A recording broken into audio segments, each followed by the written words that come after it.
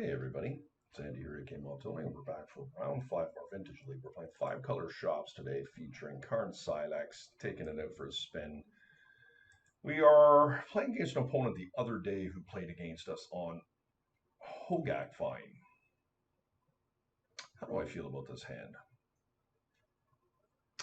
Well, it's interesting in that we did not win the die roll either. It's got a cage in it, and some revokers, perhaps for death right. But I don't think this is good enough. We're going to have to mulligan this one. This is a much better looking hand. What do we want to put back? I like Pithing Needle on Bazaar here. I actually think that the Crucible could be quite relevant. I'll put back Revoker. I would have liked to have kept the Revoker for a Death Right Shaman, but it is what it is. Force of Vigor is a problem for sure against this deck, but when you play workshops, it's just the realities. You have to waddle through Force of Vigors, and it's unfortunate, but 2 for 2 is not the worst thing in the world. And I mean, we all wish that Force of Vigor didn't exist, or at least I do. It's one of the predominant reasons that I got away from workshops over the last couple of years, but them's the breaks. Now let's hope they don't have a super strong start here. We're not going to be able to overcome, even a hollow one is problematic, or a Benjamin. But Hogak Vine can have some awkward hands to it.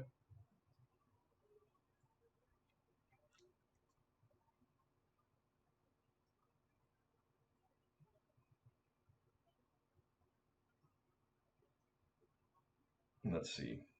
I mean, depending on what they do is going to impact how I play my hand out. I don't know that I'm going to have the luxury to play the Sphere on turn 1 because I really need to get a Crucible into play. And if they have the Force of Vigor, it's awful, but it just is what it is. We'll probably just lose if that's the case. Okay, do they have the hollow one? I guess is the big question here. Yep. Okay. So a bit rough, which is the world we're living in here. Oh, geez. Okay. Well,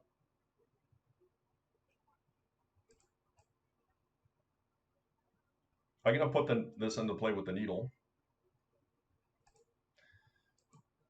Put it on Bazaar. Hopefully they don't have Force of Vigor.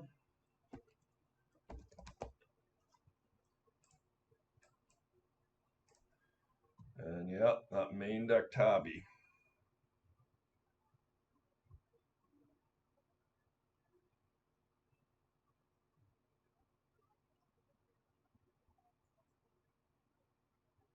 They did not have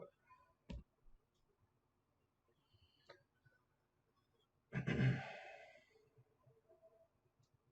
Good start for us.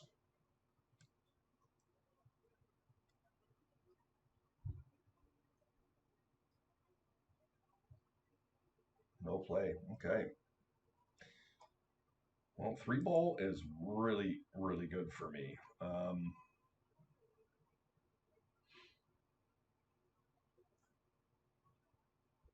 I think I pop out a Sphere of Resistance here.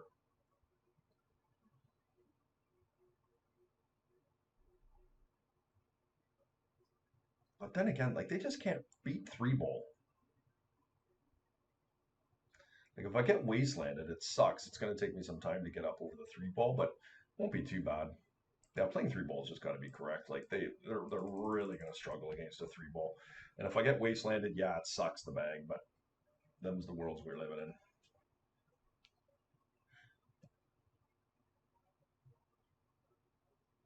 in. If they have Force of Vigor here, there was no way for us to prevent that. They drew it naturally off the top.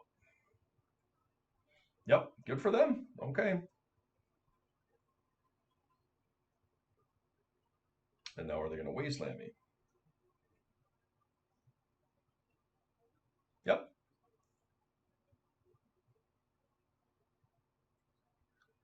And they have an active Bazaar, but they can't do a whole lot versus Trinisphere. And I think that was one of the reasons to do it. Like, the likelihood of my opponent actually having the Force of Vigor there was very low. It is my belief they top decked that Force of Vigor.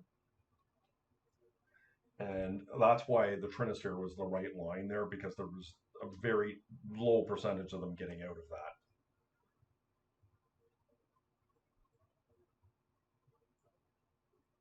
Okay, I'm just going to waste them here.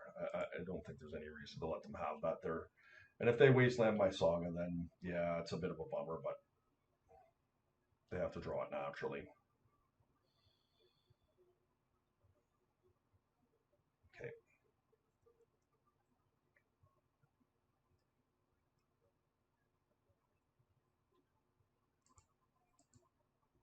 We'll get a Soul Ring here.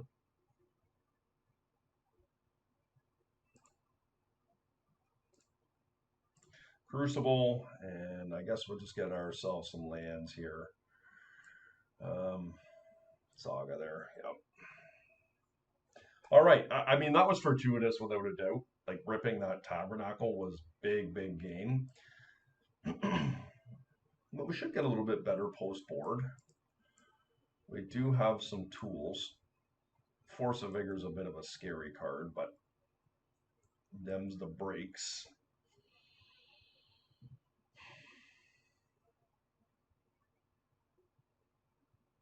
I don't know if we want an Ensnaring Bridge. We maybe do. Sphinx is still solid. How good's the Silex? Silex can clean things up.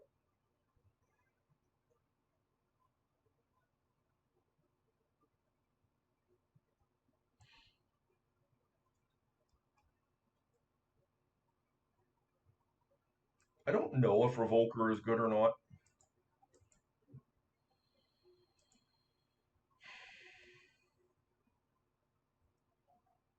I think I do want balance.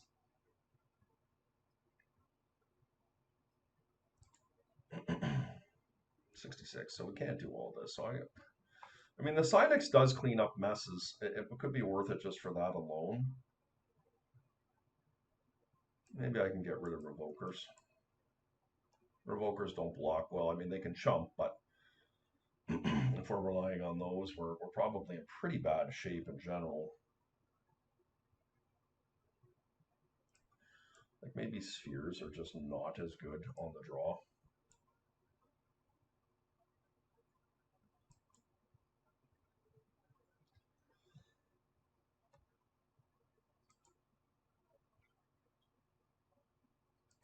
All right.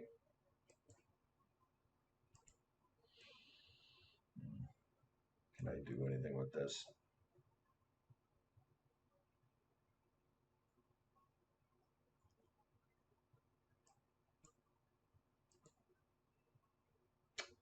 This is awful.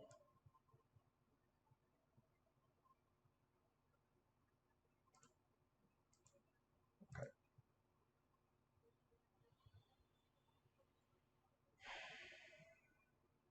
I do like the Lantern.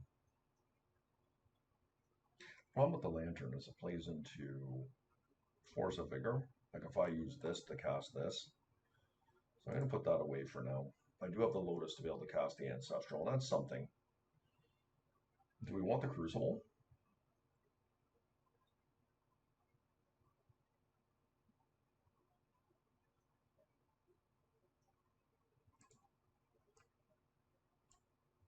This is not ideal, guys, but we have a big turn one play for them, and hopefully they don't have a Mox to go along with anything, any power play that they might have, but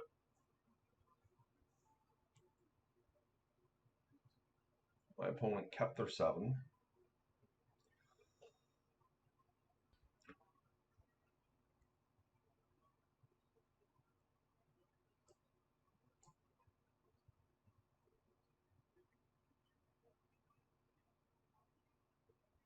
It's pretty vicious.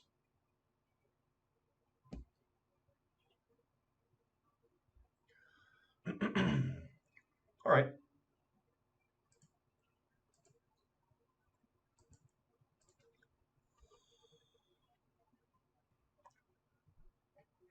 I do apologize. I'm having to pause the video a lot. I've got a chronic cough right now. Okay.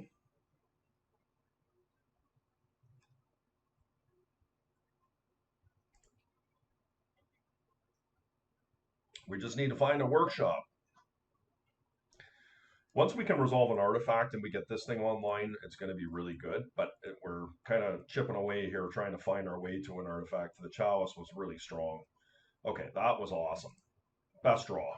Literally the best draw on the deck was the Lodestone Golem. My opponent is floundering on land here.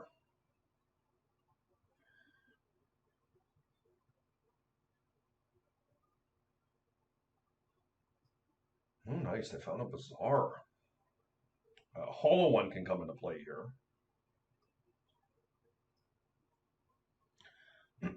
What a top deck.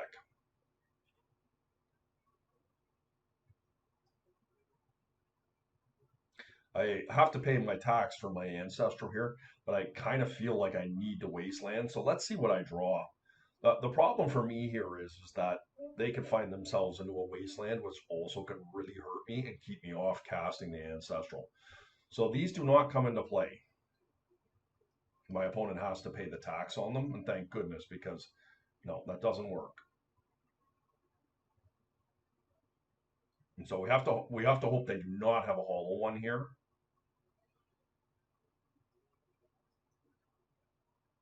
Very lucky on our end. Okay. Mox? No, I don't want a Mox. What am I talking about?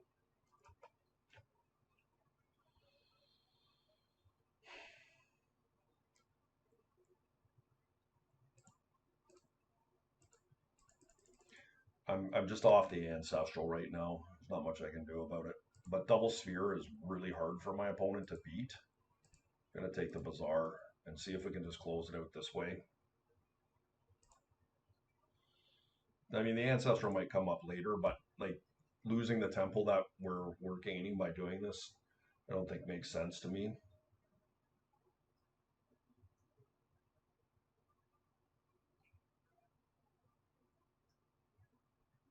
Okay, that was a damn good find for them. That there couldn't have been a better find for them because now they have vigor on.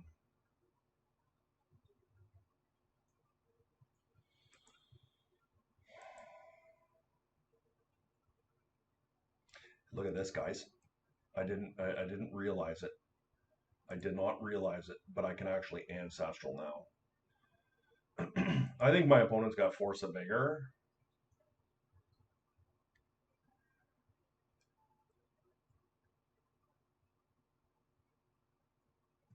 They do. They're coming after my saga.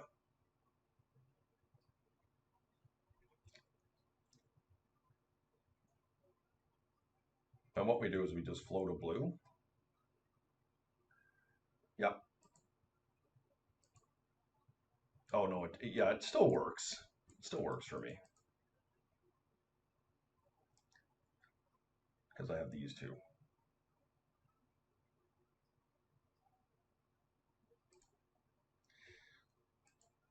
This does turn this on.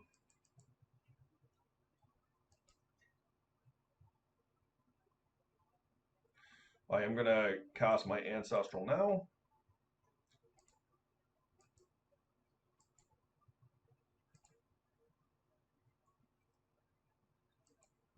Sick.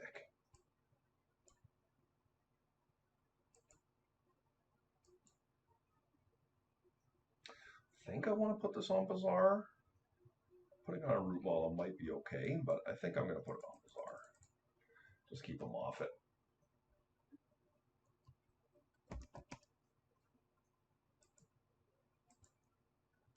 You know, if they have Death Rate or something, obviously it might not feel ideal, but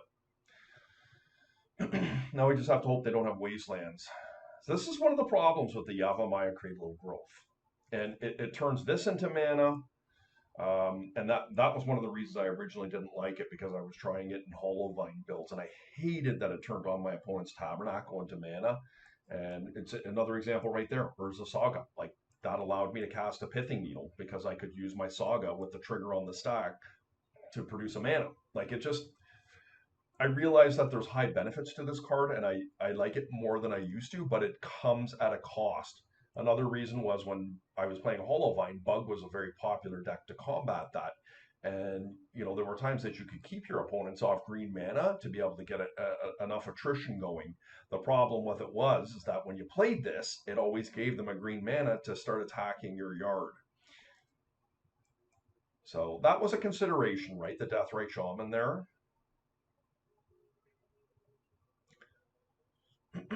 So I cannot cast Golos. But what I can do is I can Time Walk here.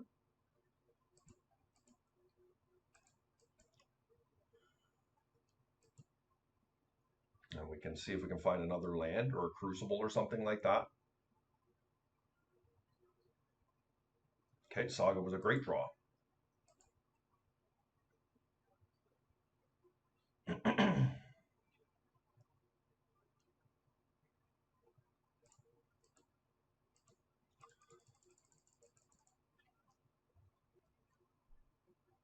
Look at that.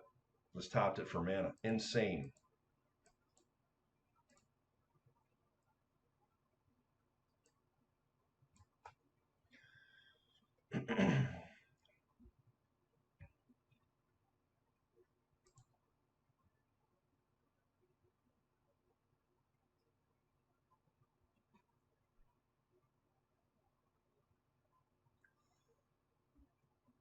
So there's a number of options that we have here. I can get Caracas and keep popping this back into my hand and going off. I could get Strip Mine to take them off their mana here. I'm going to do the Caracas line. It's a bit greedy.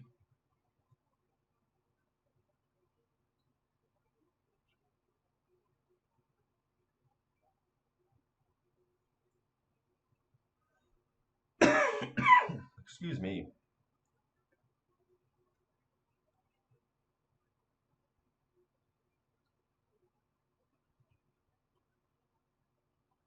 We're going to lose our Saga here, but maybe it's just better to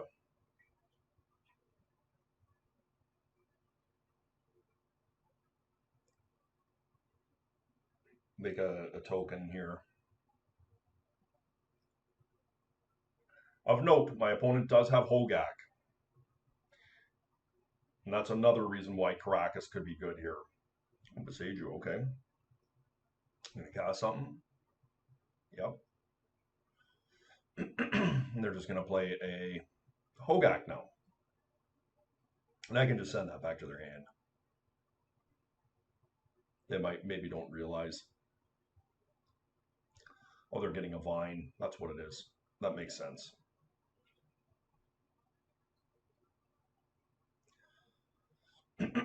The Vine cannot get through my Hogak here, though.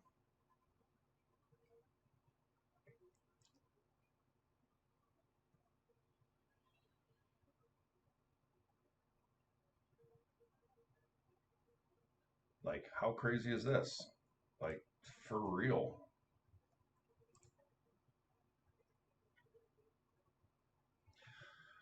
Yeah.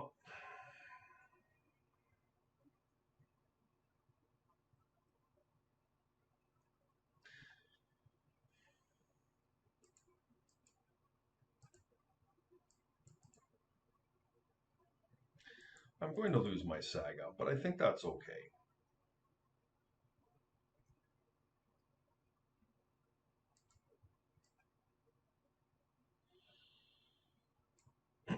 I'm going to make them pay for their stuff.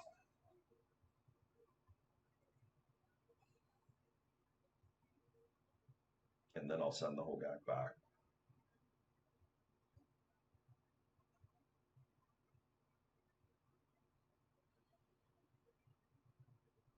Yeah, Cradle's a good one.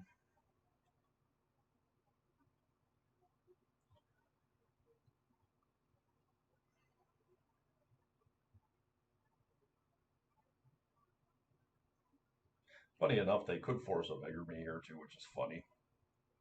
Like, there is a world where I could lose this game. Well, they actually can't cast Force of Beggar as they currently stand. But, because I have the, they just coming.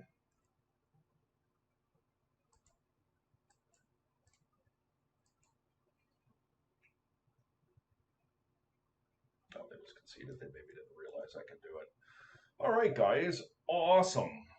I felt like this deck ran really smoothly. And, despite it was only a 4-1, I feel like we were close to getting a 5-0 there. And like we fought some really tight battles in this particular league. So as I always say, like I have a strong love for this deck. I just think it attacks from so many different angles. And, you know, we saw we ancestral and we time walked and we had Goblin Welders going, which won us a game. And, you know, we did Pyroblast, the key spell today. And there's just a lot of nuance to it. Now, of course, I put the Demonic Tutor in there instead of the Balance. I think I'm going to try that out. I used to have a Demonic Tutor and a Balance in the deck, but when making cuts for the deck, the Demonic Tutor was one of the things that left. We also could bring in an Emery instead, but I think I'll try the Demonic Tutor. I think the other Emery is a little bit better when we have we don't have the Cage in the main deck, but the Cage has also been very good for us as well. So yeah, as always, thanks for hanging out. I really do appreciate it. Please hit the like and subscribe button. Feel free to leave any comments, and we'll see you next time.